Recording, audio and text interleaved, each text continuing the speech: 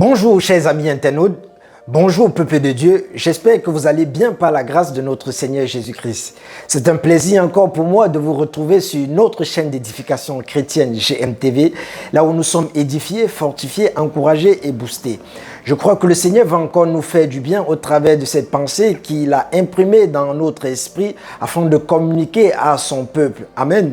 Elle est tirée du livre de Romains 5, le verset 14. Il est dit ceci: « Cependant, la mort a régné depuis Adam jusqu'à Moïse, même sur ceux qui n'avaient pas péché par une transgression semblable à celle d'Adam, lequel est une figure de celui qui devait venir. » Amen. La partie B de ce verset est très intéressante pour nous faire comprendre la première partie. Amen. Dans la première partie, on nous dit que la mort a régné. Et dans la seconde partie, la partie B, on nous dit que c'était une figure de celui qui devait venir. C'est-à-dire, dans la première partie aussi, il y avait une figure. Mais c'est une figure de celui qui était mort. C'est-à-dire l'humanité tout entière. Parce que l'humanité tout entière tire sa source d'Adam. Adam est le père de l'humanité. Ça veut dire que l'humanité tout entière a porté la mort, a porté l'image de la mort.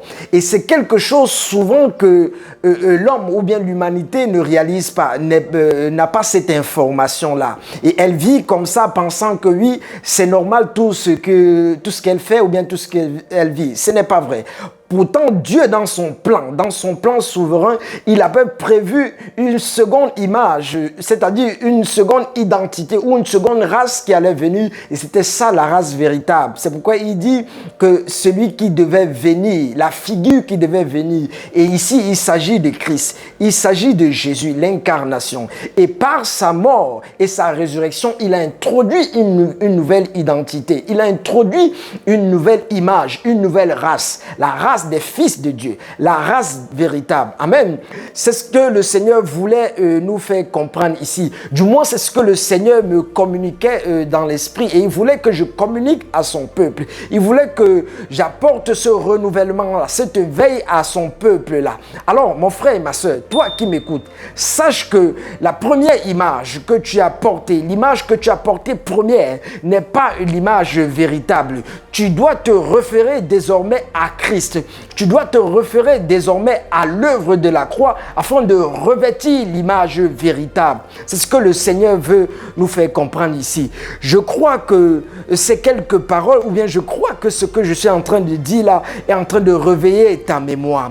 Amen. Parce que moi également, ça a réveillé ma mémoire. Et je crois que tu es vraiment boosté, tu es vraiment réveillé. Voilà ce que le Seigneur voulait communiquer à son peuple pour cette semaine qui commence, afin que son peuple prenne conscience. Enfin, en vérité, c'est pour que tu prennes conscience. En vérité, c'est pour que tu tournes tes regards vers la croix. Amen. Que Dieu te bénisse et je te pousse à tourner tes regards vers la croix. Tourne tes regards vers la croix et tu verras de nouvelles choses. Amen. Tu verras de nouvelles choses qui vont t'amener plus loin. Que Dieu te bénisse. Shalom à tous et shalom à toutes.